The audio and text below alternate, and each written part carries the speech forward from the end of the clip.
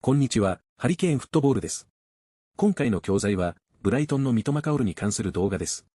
チャンネル名でもあるブーベイはマンチェスターシティのファンですが、先日ブライトンに敗戦し、公式戦で4連敗した後に作成されたレビュー動画です。試合全体を総括し、マンチェスターシティの問題点をいろいろと挙げていますが、三笘薫についても当たり前のように触れ、そのプレーを称賛しています。フランク・リベリーにも例えて称賛していますが、実際どのように話しているのでしょう。チェックしてみましょう。Finished 2-1 Brighton. It's a huge, devastating loss for Man City. 4 in a row. Never seen it before with Guardiola whilst he's been at the club. And it opens the door in a massive way for the Premier League title race, for Liverpool, for Arsenal, and dare I say it, anyone else who wants to have a go. This is going to be a very competitive title race because this City side are miles off of it. And without Rodri, who's out for 9 months, I don't see how there's any quick changes that can get City back to winning ways. We're going to break down what went wrong in the game and the title race later in the video. If you're new to the channel, make sure you subscribe. I'd really appreciate it. It's such a devastating loss because City are scoring early in the game, had multiple chances to make it 2 and 3. And Brighton deserved the win, just like Bournemouth, just like anyone else who wants to pick off a win against this City side. It's devastating in a way that actually I've not felt for many, many years as a City fan. Because obviously we've been very privileged to see what we've been able to see as City fans. The result is as bad as it gets for the club. Not for Guardiola. Not even for Sheikh Mansour and his era of ownership of the football club. The City haven't lost 4 in a row since 2006. I think you're talking about Stuart Pearce as manager. Joey Barton in midfield. Antoine Sebersky. So losing 4 in a row is obviously frustrating. I don't think any City fan is going to sit there and do a rant like someone on AFTV, because if you win 4 in a row, you've got a little bit of leverage, and it's game week 10 in the Premier League. But 4 in a row, losing 4 in a row, is symbolic. It's not happened for close to 20 years for the club, even pre-takeover. So it is devastating. It alludes to a side that I think is devoid of confidence defensively speaking, and the big one for me is organisation. It was Sunday League defending at points, and Brighton are always going to pick you off. They might not have a world-class side, but they've got so many smart... They have to be top 2, top 3 most intelligent sides in the Premier League, because they're always going to find space. Again, they're a selling club on some level. They can't always keep the world-class talents that they've been producing for many, many years. But someone like O'Reilly that comes on, and he finds space, and they're always going to kill you if you can't defend clearly. This City side, even with the injury, should be getting at least a draw, and that's what's frustrating. The draw gives us a great platform for whatever Liverpool do this weekend, and Arsenal. Upon recording this video, I don't know what Liverpool are doing, but ultimately you can't lose the game. I mean, it's the kind of criticism I've been giving Arsenal for when they've been losing games. They should be holding on to results, trying to get draws. The Newcastle one, the Bournemouth one, and City are morphing into Arteta ball. It's so frustrating. Erling Haaland puts City in a great position early in the first half. It's a beautiful ball from Kovacic, who started the game very, very well. The more I look at Kovacic, the more I think, I know it's ridiculous, but I think he's a number 10. The way he carries the ball so smooth, the way he's so poor defensively speaking, in my opinion, positionally. I think City at points are basically picked. You could say Mateus Nunes, Phil Foden, Bernardo Silva came on, Gundogan, De Bruyne came on, and then Kovacic. You could actually say that they're all number 10s basically. So he had an unbelievable start to the game, played a beautiful through ball into Erling Haaland, who does his usual kind of job of scoring the goal. It's been a while since he's scored in the league and in total. It's been a while. He's dried up a little bit. I think that's down to Rodri as well. As much as our defensive issues are down to Rodri, I think the kind of balls being played into Haaland aren't as quick, aren't as intense, aren't as first time. There's a lack of confidence playing things into Haaland. And Kovacic, to be fair to him, gets on it and drives a great ball into Haaland's feet. And Haaland kind of, classic Haaland, kind of clunkily gets it over the line. And you think from that point, when I was watching, I thought City is just going to kick into second gear now, third gear, and just go on. Get a couple more. Haaland could have scored very, very shortly after on his right foot. Great save from De Bruyne, who is turning into one of the best keepers in the league, by the way. He made some big saves. And don't get it twisted. City had big opportunities and a lot of the ball today. So as much as you can maybe criticise the defensive unit from City, which I will do in a minute, to be honest, or constructively criticise, the opportunities that City are missing are still blatant. The kind of quality of possession still feels side to side, languid, dare I say it. And we have to talk about the second half because Brighton performed like a side that wanted to win the Premier League. City didn't perform like a side that wanted to win the Premier League. And you can't always question a player's desire, especially City players, if you win 4 in a row.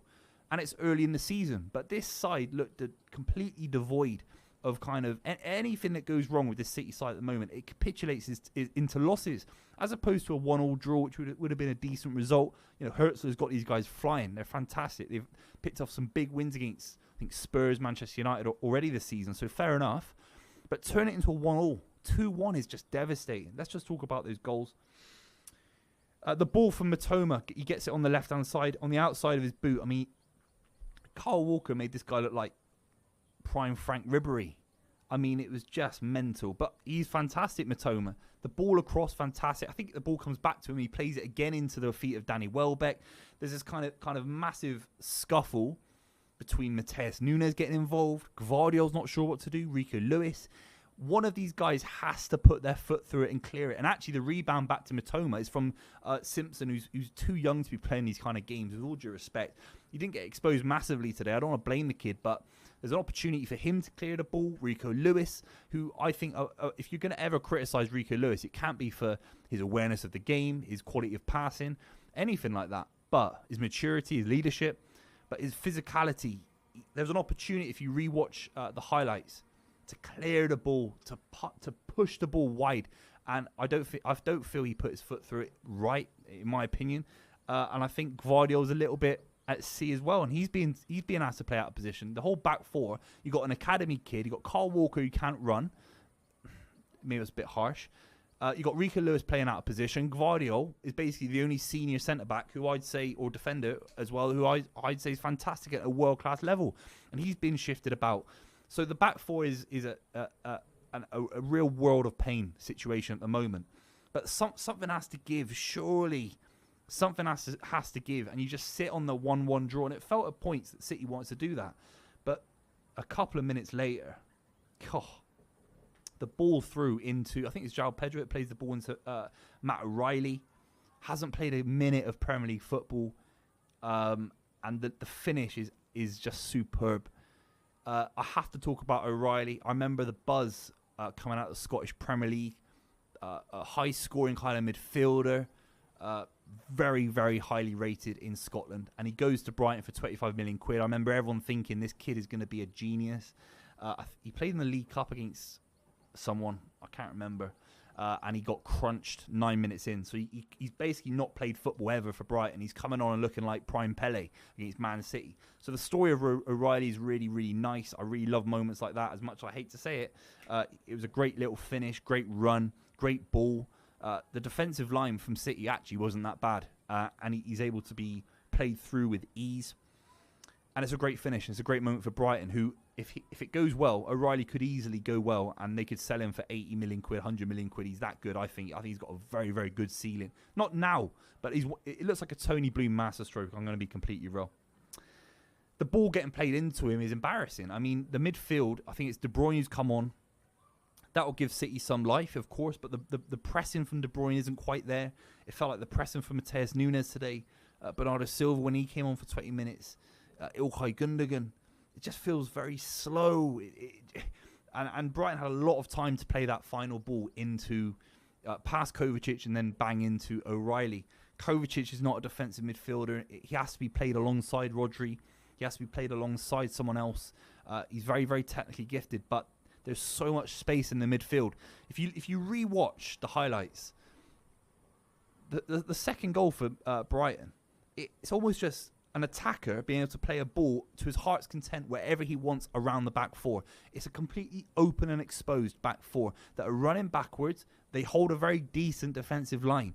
But it's just criminal in professional football, let alone Premier League football, let alone title race football, to be that exposed. And it has to be down to the pressing, the amount of intensity going in towards the kind of press, because you can't just have De Bruyne pressing or Haaland pressing. You have to press as a team, and that somehow has gone out the window. I don't know if that's down to legs. You hear about burnout, Pochettino and Jurgen Klopp. These guys maybe burn their players out after 3 or 4 years. And you think City have gone back to Ilkay Gundogan that City let go a year ago. who's now in his 30s. I thought it was a great sign at the time, still can be. Bernardo Silva looks shattered. The back four is completely inexperienced, completely exposed. It's a really poor result. It really is. This City side, look, the injuries, look, if you're missing Ruben Diaz clears the first one. He boots it and he gets his head on it, or he does something, and there's a goal saved there. John Stones similarly, Nathan Ake as well, who's been fantastic for many years, not really fit enough to play. So if these guys come back in, it is improved. So you do have to talk about injuries a little bit, of course you do.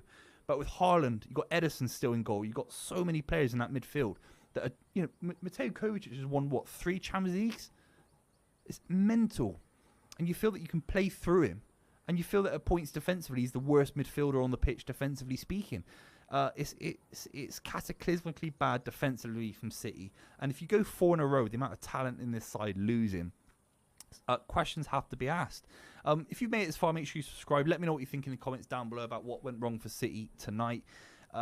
It's so frustrating. I mean, Brighton had multiple chances as well. It's not like they've nicked it. It's not like they've kind of parked the bus or anything. They were fantastic for points and they progressed the ball very, very well. You look at where City are going to get results now. Obviously, Ruben Diaz coming back, which I think will happen by the end of the international break. Thank God for an international break. And I've never said that before. John Stones as well and a few others. De Bruyne back to full fitness will be huge. But you're looking at Spurs. They can always beat City. Always. Obviously, won't talk, you know, final is different, but in the title race, Liverpool is the next game after Spurs in the title race. If this City side don't get players back by then, it could be 5-0 to Liverpool. It could be 5-0 to Liverpool. Then you got Forest at home, who last year would have been a 5-0 win to City, let's be honest, or the year before. That could easily be a draw. And then Palace away, which is a nightmare result. A nightmare result. It really is. Palace away. It's worrying. By the time Palace and Forest and Liverpool come out, it won't be this 11. For sure not. But you never know. There could be more injuries.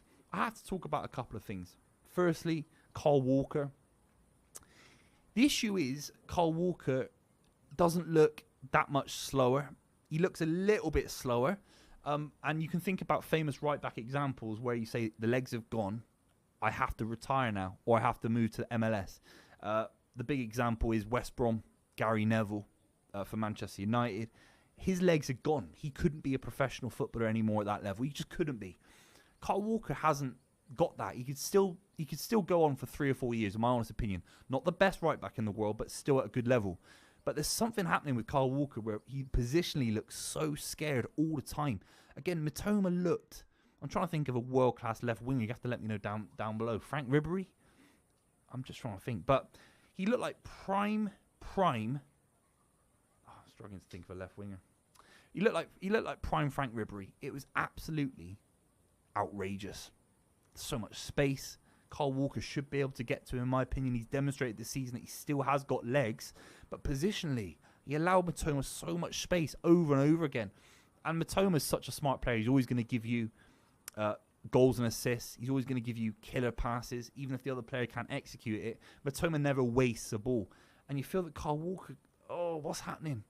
What's happening? And also, he's exposed. I don't think Savinho's doing the work in the same way. I don't think Savinho does the work defensively that Guardiola would like. He has to play him because you need creative flair going forward. He looked good in the game, created a couple of opportunities, but I think this City side is sacrificing quite a lot when Savinho's on the side defensively as well. Kyle Walker and Savinho on one side. It's not necessarily, Tony Pulis's dream at night, is it? That kind of defensive unit. It isn't. It's very, very exposed. Let me know what you think in the comments down below. It's been a long night. The second half, it was shocking. But the first half, I thought City is still scoring goals, displaying quality moments, but not nearly enough. It is bad. It's as bad as it's been for nearly 20 years. 4 in a row since 2006. 4 in a row for the first time since Guardiola was at the club. So, yeah. Let me know what you think in the comments down below. And I'll see you very, very soon. 次は解説です。ブライトンに敗戦し、公式戦4連敗となったため、かなりショックを受けているのは明らかですが、使われている表現もネガティブなものや、落胆を表すものが多かったですね。感情や状況を強調するために、劇的な印象を与えたり、比喩的な表現を使ったものも多かったので、そういった表現豊かなフレーズやボキャブラリーを勉強しましょう。それでは解説です。It's a huge devastating loss for Man City. デバステートは、壊滅させる。打ちのめすという意味の動詞で非常に大きな損害や衝撃を与える際に使われます。物理的な破壊にも、精神的な打撃にも適用できる表現です。It's a huge devastating loss for Man City. It's a huge devastating loss for Man City. Just like anyone else who wants to pick off a win against this City side. ピックオフは、スポーツや競争の文脈で相手を倒す。1点を取る、または勝利をかすめ取るような意味合いで使われます。相手の弱みをついて意図的に得点を取ったり、勝利を狙うニュアンスが含まれています。野球などで塁上のランナーを牽制してアウトにすることや狙撃の文脈で狙いをつけて打つなどの意味もあります。Just like anyone else who wants to pick off a win against this City side. Just like anyone else who wants to pick off a win against this City side. Because obviously we've been very privileged. プリバレッジドは特権を持つ。恵まれた。特別な権利や恩恵を受けているという意味の形容詞で、社会的地位や経済的な面で恵まれている人々に対して使われるほか、特別な経験や機会に恵まれている状況も表します。Because obviously we've been very privileged to see. Because obviously we've been very privileged to do a rant like someone on AFTV. ラントは名詞及び動詞として使われ、怒りや不満をぶちまける、わめき散らす、熱弁を振るうといった意味があり、主にイライラや不満を抑えきれずに、感情的に長々と話すことを指します。強い感情が現れる場面で使われるカジュアルな表現で、怒りや批判を込めて一方的に話すことを指します。And do a rant like someone on AFTV. Do a rant like someone on AFTV. It alludes to a side that. アリュードは、それとなく言及する。ほのめかすという意味で、具体的に言わずに何かを暗示的に指し示すときに使います。直接的な言及を避け、読者や聞き手に何かを推測させるニュアンスを含みます。It alludes to a side that. It alludes to a side that. And City are morphing into Arteta ball. モーフは形を変える、変化するという意味で、コンピューター技術である画像や映像がスムーズに変わっていくモーフィングという技術が広まったことで、形が滑らかに変わる現象や過程を指す言葉として使われるようになりました。現在では人や物、状況がある状態から別の状態に移行する様子にも使われ、変わっていくプロセスや変身といったニュアンスで、比喩的にも具体的にも使われます。And City are morphing into Arteta ball. And City are morphing into Arteta ball. Classic Haaland kind of clunkily gets it over the line. クランクは名詞及び動詞で使われ、ガチャン、ゴツン、ドスンといった音や動きを表します。何か重いものがぶつかったり、鈍い音を立てて落ちたりする時の音を指します。クランキリはぎこちなく、不器用に、鈍重にといった意味の副詞で使われ、何かがスムーズでない動きや、重くて武骨な様子を表すときに使われます。Classic Haaland kind of clunkily gets it over the line. Classic Haaland kind of clunkily gets it over the line. The opportunities that City are missing are still blatant. ブレイテントは明らかな、露骨な、あからさまなという意味で、特に悪いことや不適切な行為が隠されずに堂々と行われている場合に使われます。ずうずうしさや悪意を含んだネガティブなニュアンスを持ち、見逃せないくらいはっきりしている様子を強調するために使われます。The opportunities that City are missing are still blatant. The opportunities that City are missing are still blatant. Languid, dare I say it. ラングイットは活気のない、気だるい、無気力なという意味の形容詞で、動作や態度に力強さや緊張感がなく、ゆったりしていたり、エネルギーが欠けている様子を表します。通常、疲れた状態やリラックスした雰囲気、時には怠惰さを表す際に使われます。Languid, dare I say it. Languid, dare I say it. But this side looked completely devoid of kind of anything that. デボイドは何かが全くない。欠いているという意味の形容詞で、何かが完全に欠如している状態を表します。あるべきものが完全に失われた、または最初から存在しない状態を強調するために使われるフォーマルな表現です。But this side looked completely devoid of kind of anything that good. But this side looked completely devoid of kind of anything that good. It capitulates into losses as opposed to a 1-all draw. キャピチュレートは降伏する、屈服するという意味の動詞で、特に抵抗や対抗をやめて相手の要求や圧力に従う場合に使われます。軍事的な文脈では降伏を意味し、比喩的な文脈では意見や立場を放棄して折れる、屈するという意味になります。It capitulates into losses as opposed to a 1-all draw. It capitulates into losses as opposed to a 1-all draw. You know, Hertzler's got these guys flying. ゲットフライングは文字通り飛ばす、勢いよく飛び出させるというイメージから来ていますが、比喩的な意味で勢いをつける、好調にスタートさせるというニュアンスで使われ、物事がスムーズに進んだり、力強く動き出したりする様子を表します。ゲットサムワンフライングは、コーチやリーダーが誰かの力を引き出したり、やる気を引き出して成功に導く状況で、勢いをつけさせる、良い状態に持っていくというニュアンスで使われます。You know, Hertzler's got these guys flying. You know, Hertzler's got these guys flying. There's this kind of massive scuffle. スカッフルは乱闘、小競り合い、揉み合いという意味で、特に小さな衝突や揉み合いを表します。暴力的な争いというより、軽く押し合ったり揉み合うような場面でよく使われる表現です。There's this kind of massive scuffle. There's this kind of massive scuffle, and I think Guardiola's a little bit at sea as well.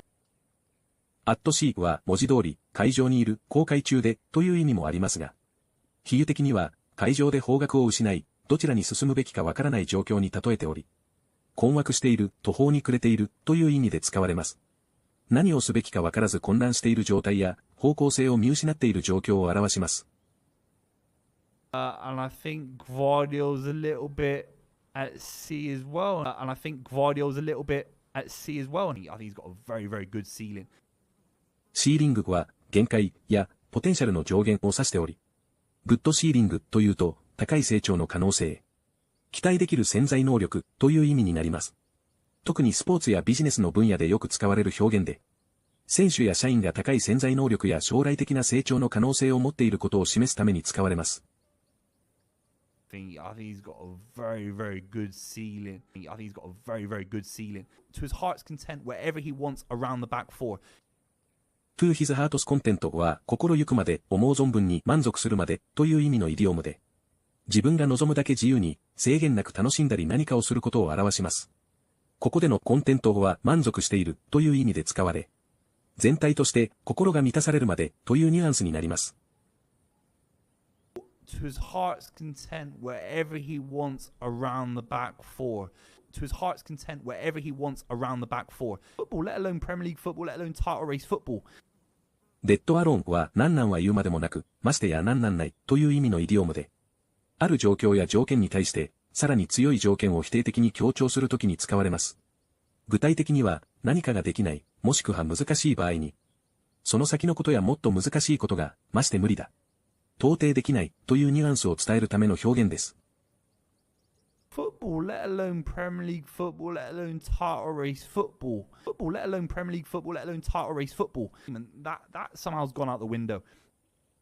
Go out the window は習慣やルールなどが無視される、消え去る、なくなるという意味のイディオムで、まるで物が窓から外に放り出されてしまったかのように、重要だった考え方や価値、習慣が突然消えたり、無視される様子を表現しています。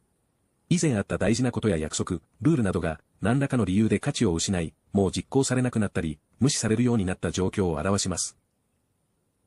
That somehow's gone out the window. That somehow's gone out the window. These guys maybe burn their players out after 3 or 4 years. バーンアウトは燃え尽きる、過労やストレスで疲れ果てるという意味で、特に長期間の過労やプレッシャーによって心身が限界に達し、やる気や活力を失うことを表します。バーンアウトサムワンまたはバーンサムワンアウトで誰かを疲れ果てさせる、消耗させるという意味で使われ、過度な労働やストレスが原因で他者の心身のエネルギーを完全に奪ってしまう状況を指します。These guys maybe burn their players out after 3 or 4 years.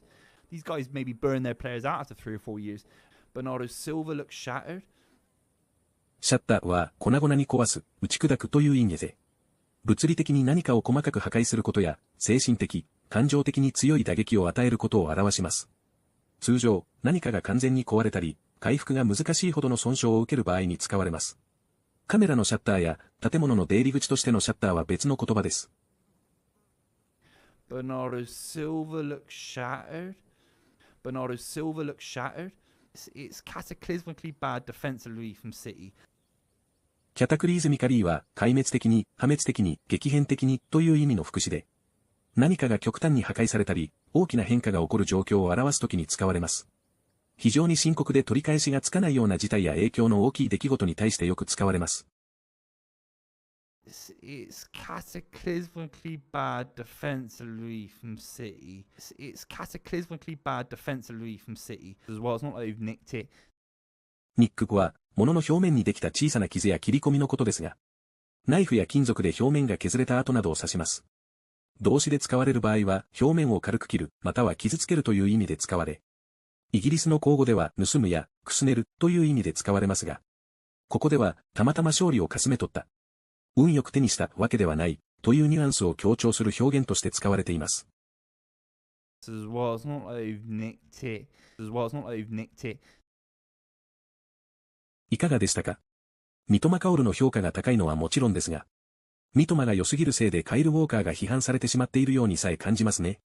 スピードは遅く見えないけど、三笘にはやられてしまうことが多いように見え、そのせいでカイル・ウォーカーのスピードを疑問に感じてしまったり、結局ポジショニングが悪いんじゃないかという話になったり、カイル・ウォーカーの悪い部分を探してしまっているような状況にも見えます。ゴールやアシストを期待しては、なかなか実際の数字にはならず、シュートやパスの精度をもう少し上げる必要があるんじゃないかとも。